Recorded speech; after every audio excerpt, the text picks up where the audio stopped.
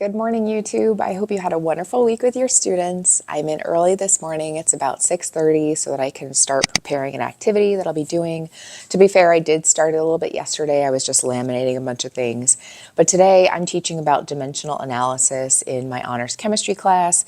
And over the summer, I created this lesson that I'm hoping goes well today, but really the idea is I wanted to provide a visual representation of what dimensional analysis looks like using something really simple like shapes. So let me show you what the activity looks like, and then I gotta get going on cutting all this stuff out. This is the activity that we'll be doing today. So you can see from the very beginning, they first look at conversion factors and they just kind of analyze a model.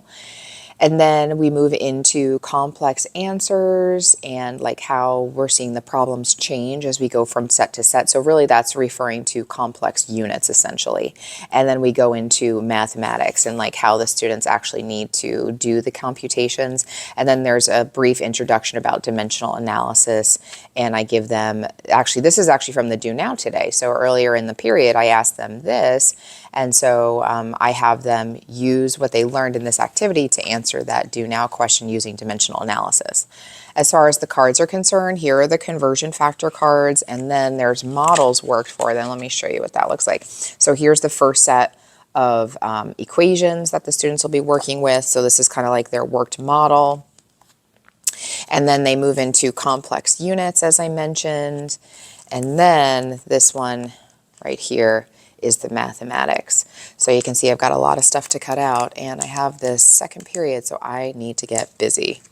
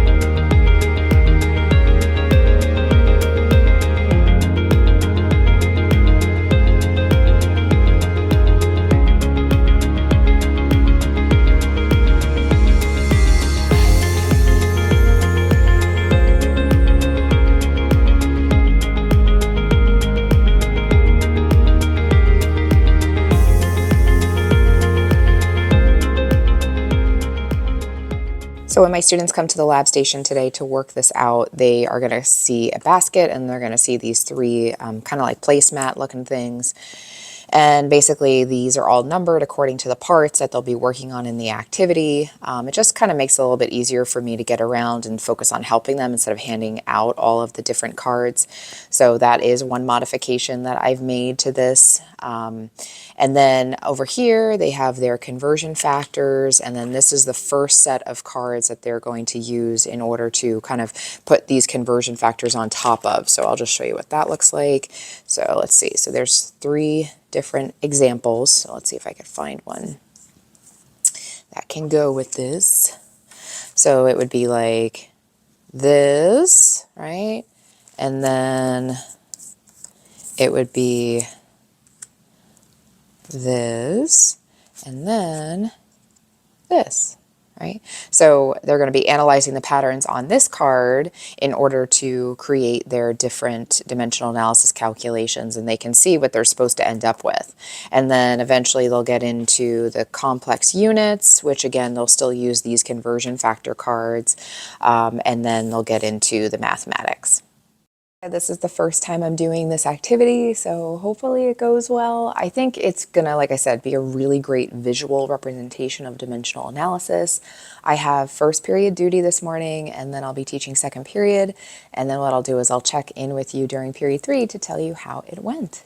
I'm not going to lie, I was a little worried second period because it started out a little rough with the activity. It was not easy for the students to see the patterns and the relationships. And, in my mind, I thought I would be saving myself some time by giving them all of the cards and all the things that they need for the activity all at once.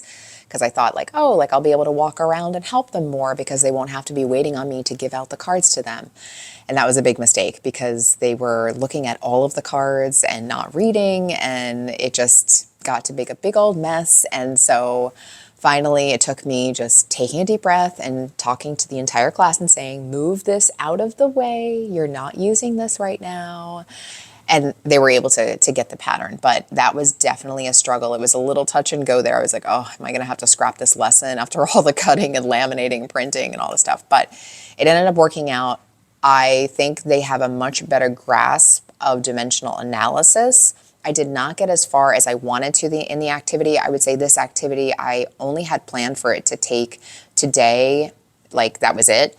But I'm definitely going to have to give them today, right, all of today and then some of tomorrow to work on it. But I think the visual representation will help them to grasp the concept a little bit better. It definitely was a little tough in the beginning, but I feel like they got it. Like after that little struggle with figuring out the conversions, they got it right away. And they were like, oh, okay, now I see the pattern, I understand. And it was very interactive for them. Like they really appreciated the ability to try to arrange the cards and figure out what they should look like and then get feedback from me. So I think it overall, even though it was a little touch and go there, I think it went very well. Now what I have to do during my prep period is I have to grade some homework on Google Classroom. So you don't want to see that. That's not very exciting, but I'm going to go grade that. And then I'll definitely check in with you during my lunch period to tell you how it went today.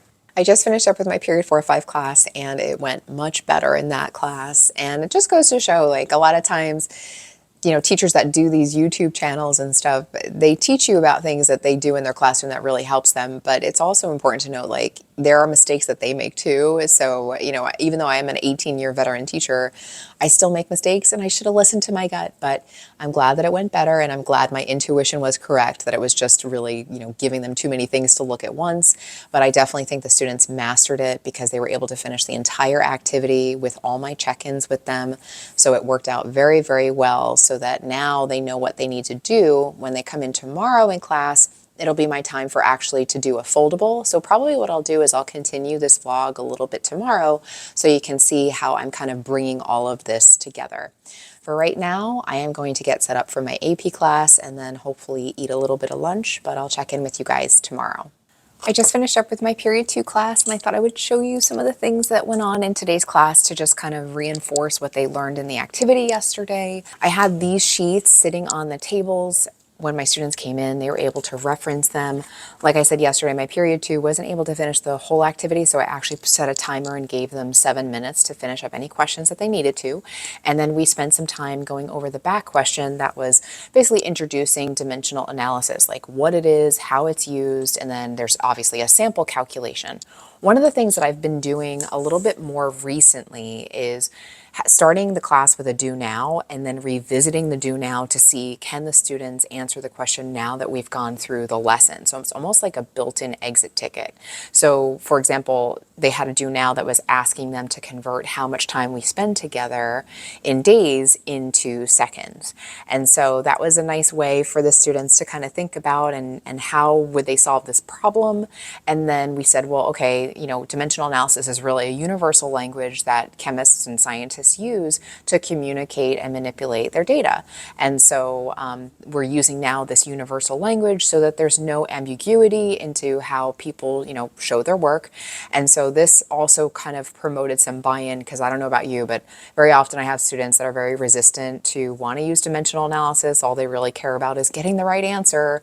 And in the grand scheme of things, this way of kind of instructing them that this is the universal language for solving problems in chemistry really promotes some of that buy-in a little bit better. After my students finished the activity, I did the sample calculation on the board with them to check for understanding, and then we transitioned into my dimensional analysis foldable that I made for them.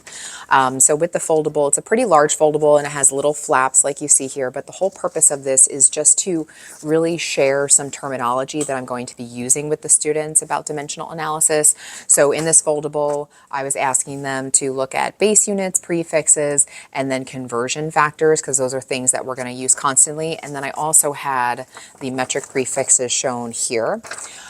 I used to have my students memorize all of them. I don't do that anymore. Instead, I encourage them to memorize 3 of them. So I have them do centi, milli, and kilo, because those come up so much in chemistry.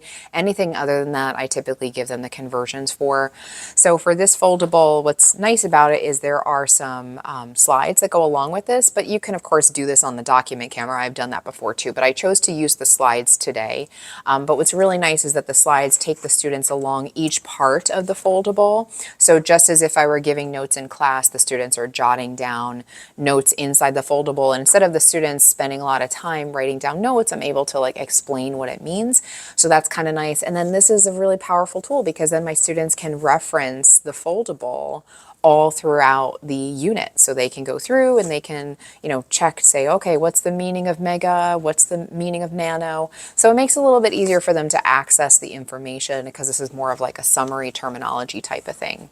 And then from there, practice worksheet. What I'm doing differently this year with my practice worksheets is, instead of just having it be a worksheet, I'm providing examples, but also I'm giving a QR code. And the QR code is for the students to scan, especially if they're having difficulty or they're struggling with the content. So the QR code actually links to a video that the students can be walked through, sometimes 1, maybe 2 problems, and these are problems actually on the worksheet. So sometimes I'll pick like the hardest problem to go over on the worksheet. Sometimes I'll just pick, any 2, but the idea is that there are supports in place so that students can get help if they need, especially if I'm not around to help them. Now, I used to teach dimensional analysis via all chalk and talk, and I found that this was a much easier way to teach it. I feel like the students were able to grasp it so much quickly.